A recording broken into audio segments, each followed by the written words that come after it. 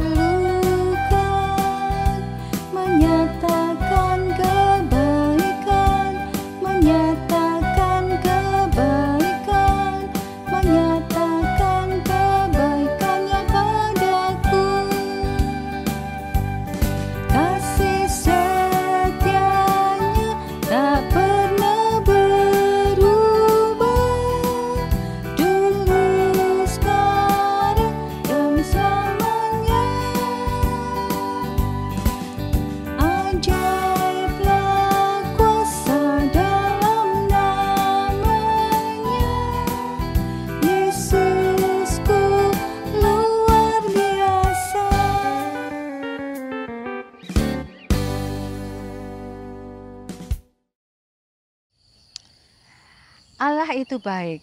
Adik-adik luar biasa ya pujiannya.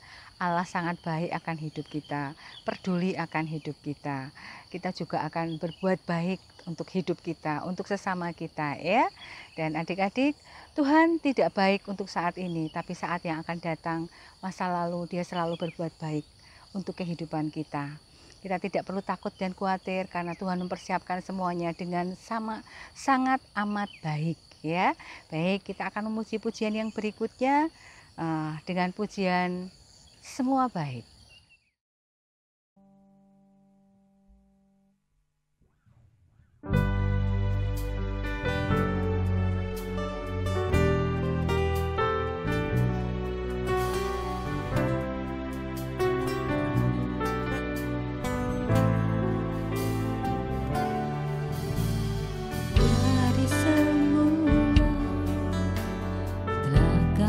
Tetapkan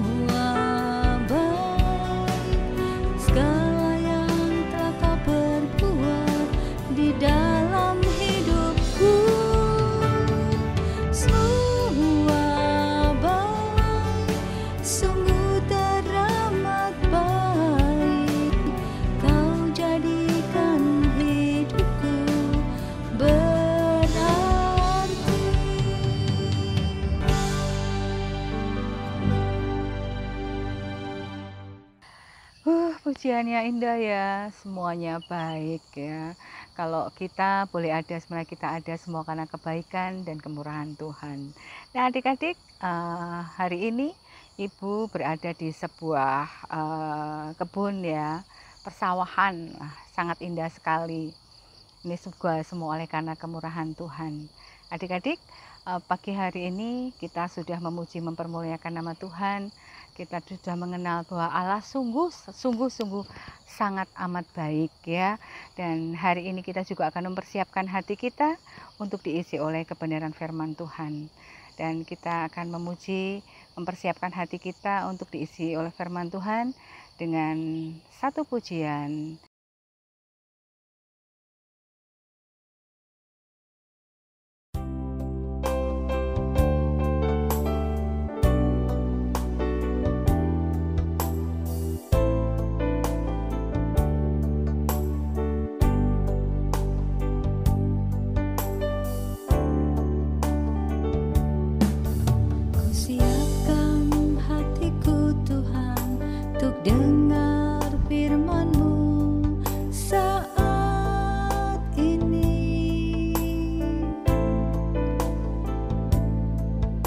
Sujud menyembah-Mu Tuhan, masuk hadirat-Mu saat ini.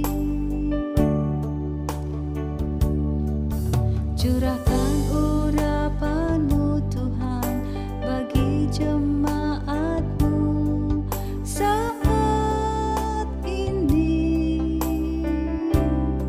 Ku siapkan hatiku untuk dengar firman-Mu.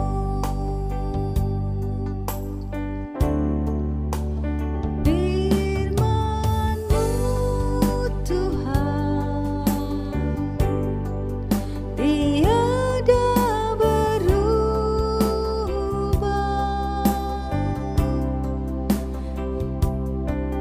Dahulu, sekarang, selama-lamanya tiada berubah.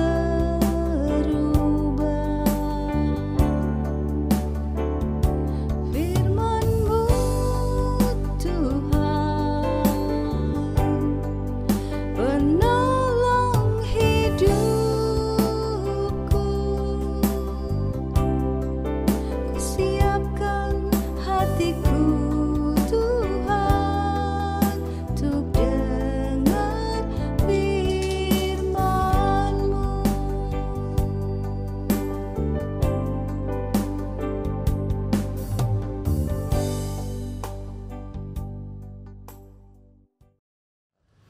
Shalom adik-adik, kita berjumpa kembali nih dalam sekolah minggu.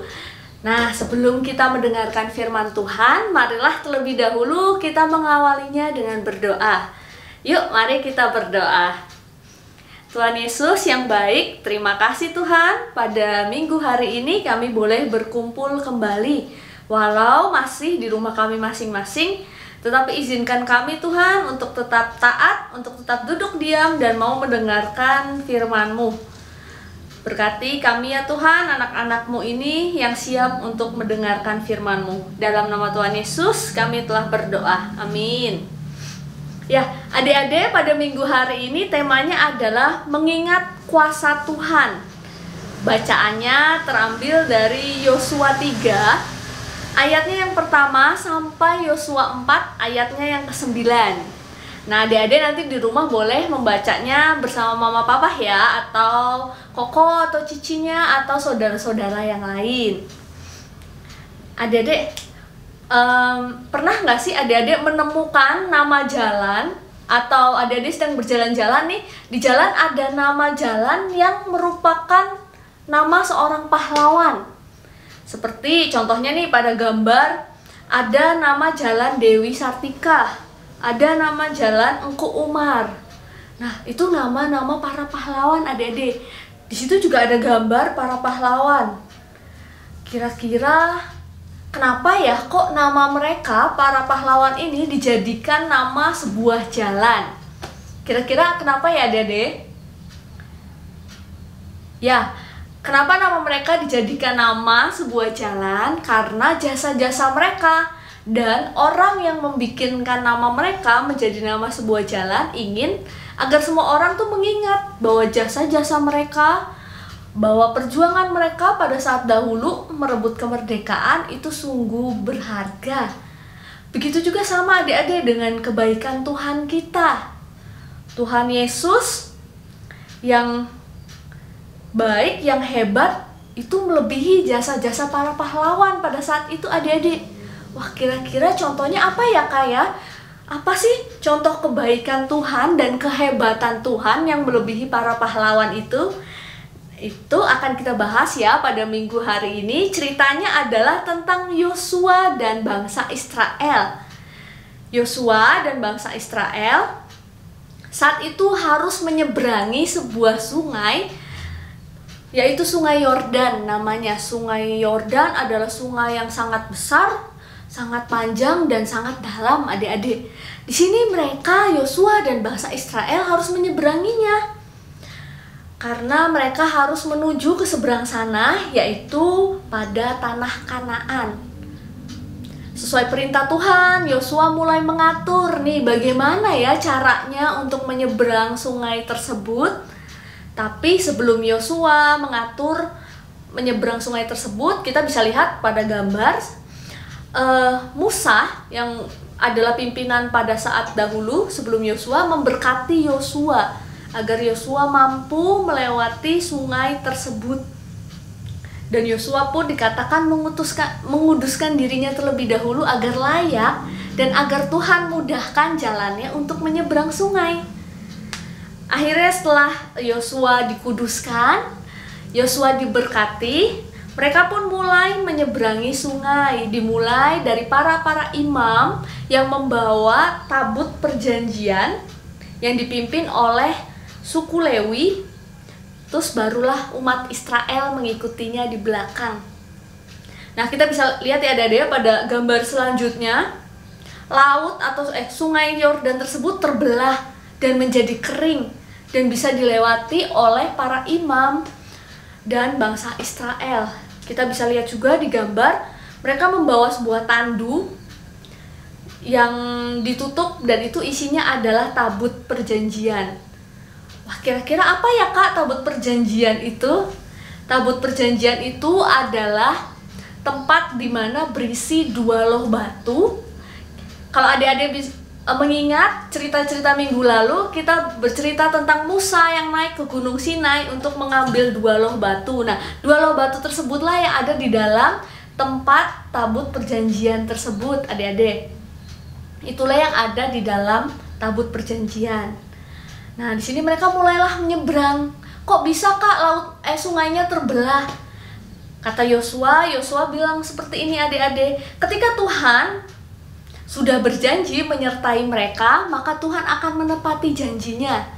Asal bangsa Israel dan para imam harus taat kepada Tuhan. Dan karena mereka taat, mereka mau mendengarkan kata Yosua, maka terbelahlah sungai tersebut dan mereka pun dapat lewat. Tidak sampai di situ adik-adik.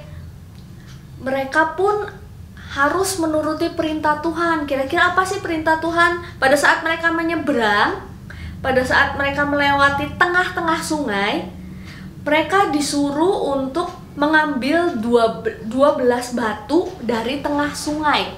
Dan yang mengambil adalah perwakilan dari 12 suku Israel yang pada saat itu ikut dalam perjalanan.